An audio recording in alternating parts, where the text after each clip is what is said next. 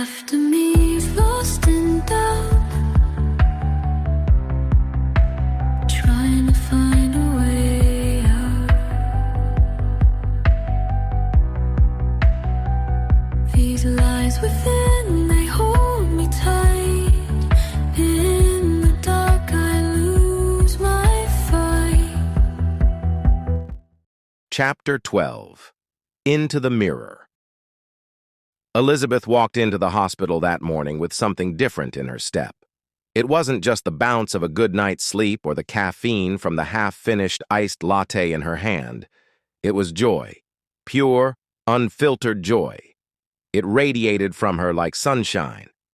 She smiled more, laughed louder, and even sang to herself under her breath while she stocked the supply cart. Her scrubs looked the same. Her hair was tied up the same way it always was. But somehow, everyone around her felt the change before she ever said a word. "Someone's glowing today," teased Maria, a motherly nurse, as she passed Elizabeth in the hallway. Elizabeth tried to play it cool. "Just good dreams." "Uh-huh," Maria said, narrowing her eyes with a grin. "Well, whatever it is, keep doing it. You're lighting this whole place up even more than usual." The first person she actually told was Kathy, the charge nurse on her floor. They were reviewing charts at the nurses' station when Elizabeth looked over and couldn't hold it in anymore. "Kathy," she said, biting her bottom lip to keep from grinning too wide. "Can I tell you something?" Kathy gave her a side eye. "Girl, what did you do? You're either pregnant or won the lottery." Elizabeth hesitated for only half a second. "Pregnant." Kathy's mouth dropped open. "Oh my God, Liz," Kathy whispered, grabbing her hands. "That's amazing! When did you find out? Are you okay?" "I'm so happy." Elizabeth felt her eyes sting with emotion. "I didn't even know I could feel this happy." Kathy pulled her into a hug and patted her back. "You're going to be such a good mom. That baby just won the jackpot." It didn't take long for the news to trickle out from there. The techs brought her an extra pudding cup for the baby. Even gruff Dr. Henson, who was notorious for his scowl and sarcasm, offered a rare smile and said, "Congratulations, Nurse Sunbeam. That kid's got the best shot with you around." The patients felt it too. Elizabeth had always been nurturing, but now she carried an extra softness, a mothering presence that made even the most nervous patients feel safe in her hands. One elderly woman with dementia, who barely remembered her own name, reached out and patted Elizabeth's belly without being told. "You're glowing, honey," she said in a fragile voice. "A mama's glow." Elizabeth blinked fast, holding back tears. "Thank you. That means more than you know." By lunchtime, she'd told half the floor, not in a flashy way, just little moments between med passes and charting, whispered while prepping IVs or sharing a bag of pretzels in the break room, and every time she said it out loud, it felt real. "I'm going to be a mom." The words never got old. It had been a long time since Elizabeth had felt this kind of hope, not the soft, cautious kind, but the big, heart-thudding, everything's about to change kind. Later that afternoon, as she walked a patient to physical therapy, she caught a glimpse of herself in a window, her hair a little messy, a coffee stain on her scrub top, bags under her eyes. And still, she thought, I've never looked more like myself. Elizabeth felt the buzz before she heard it. Then she saw the name. Carla, her mother. The world seemed to tilt for a second. She stared at the notification, willing it to vanish. Her fingers trembled as she unlocked her phone, the brightness of the screen almost offensive in contrast to the storm brewing in her chest. "Hey, honey, I've been going to therapy and trying to figure out where I went wrong with everyone.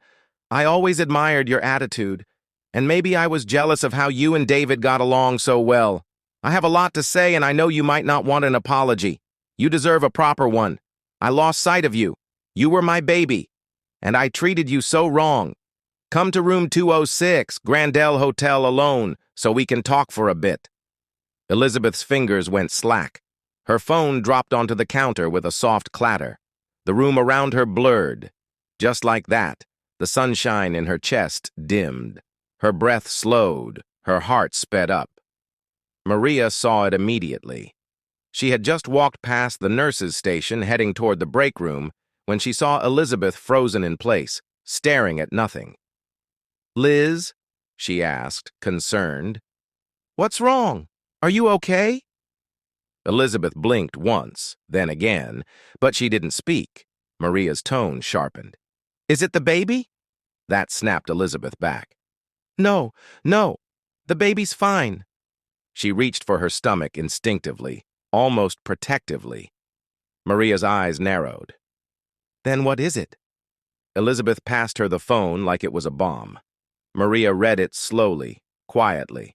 When she looked up, her expression was complicated: sadness, suspicion, anger. "Oh," she said. "Her." Elizabeth nodded, folding her arms tightly across her chest. "Of course she reaches out now," Maria muttered. "Just when your life is coming together. Some people can't stand to see healing unless they're the ones who get credit for it."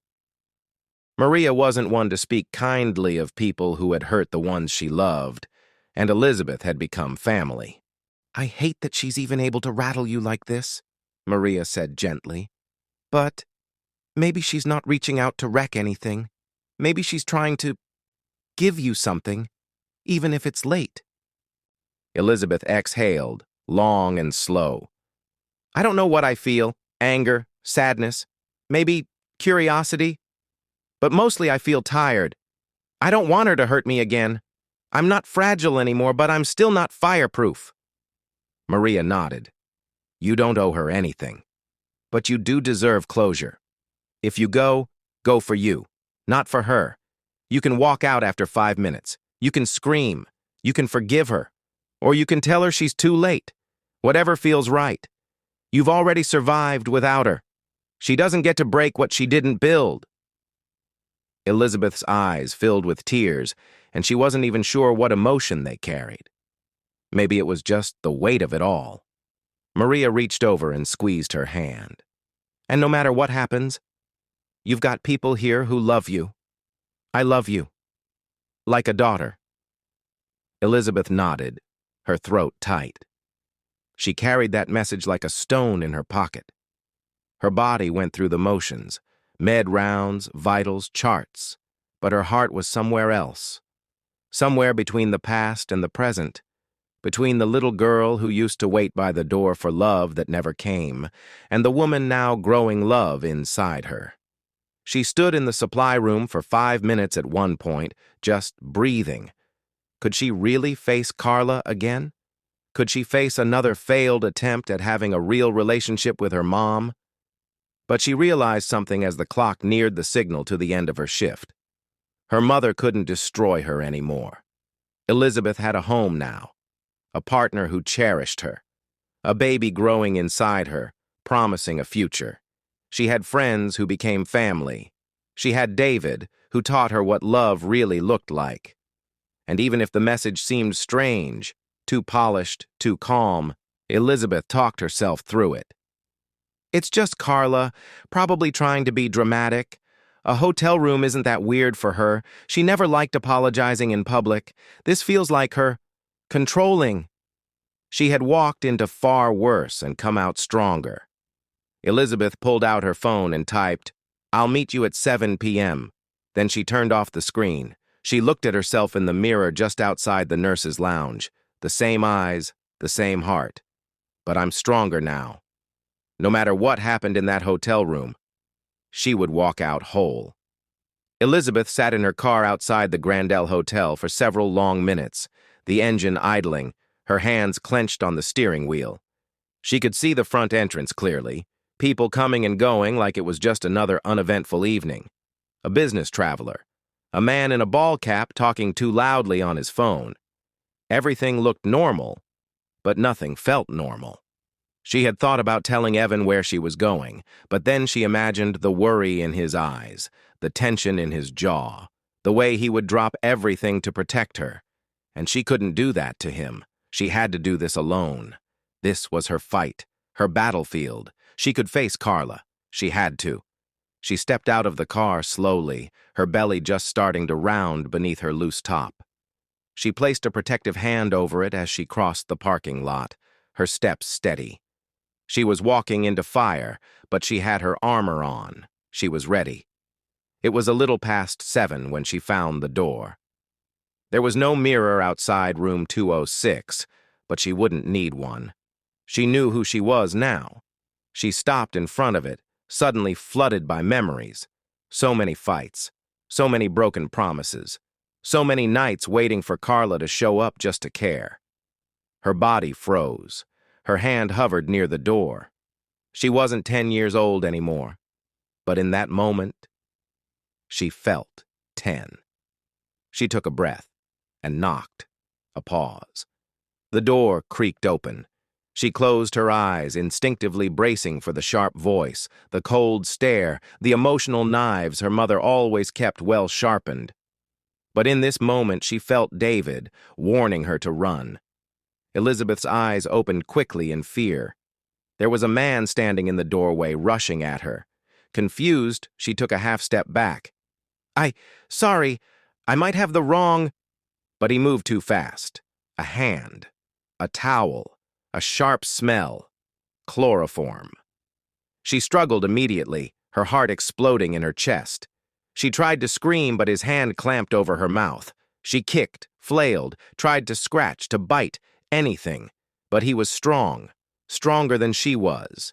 She thought of Evan. She thought of her baby. She fought with everything she had, with the desperate strength of a mother, but the air slipped from her lungs. Her body began to betray her, muscles turning to jelly, the world blurring at the edges. Her last sound was a muffled whimper. Her last thought, not like this, not now. Then darkness. The man dragged her inside hurriedly. The door closed.